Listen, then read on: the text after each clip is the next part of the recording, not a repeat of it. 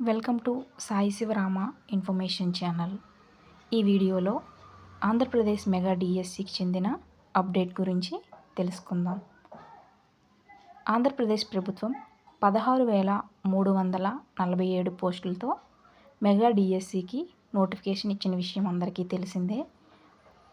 సుదీర్ఘ కాలం తరువాత రాష్ట్రంలో పెద్ద ఎత్తున ఉపాధ్యాయ పోస్టులు భర్తీ చేస్తున్న నేపథ్యంలో పోటీ అనేది తీవ్ర స్థాయిలో నెలకొనింది. సగటున ఒక్కో పోస్టుకి 35 మంది పోటీ పడుతున్నారు. ఒక ఎస్జిటి పోస్టుకి 25 మంది, ఒక స్కూల్ అసిస్టెంట్ పోస్టుకి 28 మంది పోటీ పడితే ఒక పీజీటీ పోస్టుకి ఏకంగా 152 మంది పోటీ పడుతున్నారు. ఈ నెల 6వ తేదీ నుంచి 30వ తేదీ వరకు డిఎస్సి ఎగ్జామ్స్ అనేవి జరుగుతాయి.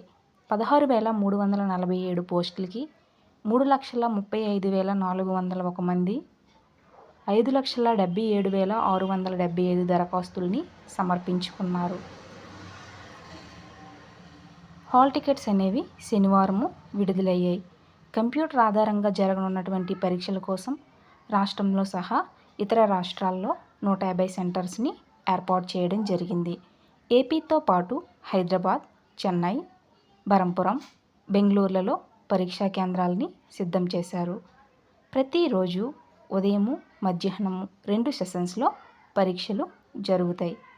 అభ్యర్థులు పరీక్షా కేంద్రాల కోసం 5 జిల్లాలని ఆప్షన్స్గా ఎంపిక చేసుకోగా 87.8% మందికి మొదటి ఆప్షన్ జిల్లాలోనే పరీక్ష కేంద్రం కేటాయించారు. ఆగస్టు 2వ వారంలో డిఎస్సి ఫలితాలు విడుదల చేయనున్నట్లు పాఠశాల విద్యాశాఖ డైరెక్టర్ వి విజయరామరాజు తెలిపారు.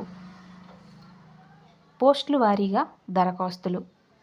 ఎస్జిటి పోస్టుల సంఖ్య 6,614, పీఈటీ పోస్టుల సంఖ్య 177, ఎస్ఏ పోస్టుల స్కూల్ అసిస్టెంట్ పోస్టుల సంఖ్య 7,487, టీజీటీ పోస్టుల సంఖ్య 1,731, పీజీటీ పోస్టుల సంఖ్య 286, ప్రిన్సిపాల్ పోస్టుల సంఖ్య 52.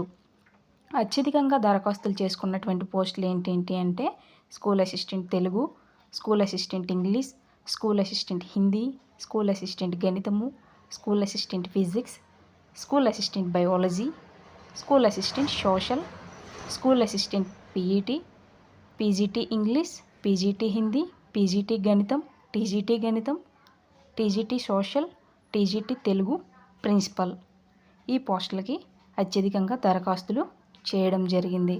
ఇలాంటి మరిన్ని అప్డేట్స్ కోసం నా ఛానల్ అయిన సాయి శివరామ ఇన్ఫర్మేషన్ ఛానల్ని సబ్స్క్రైబ్ చేసుకోండి.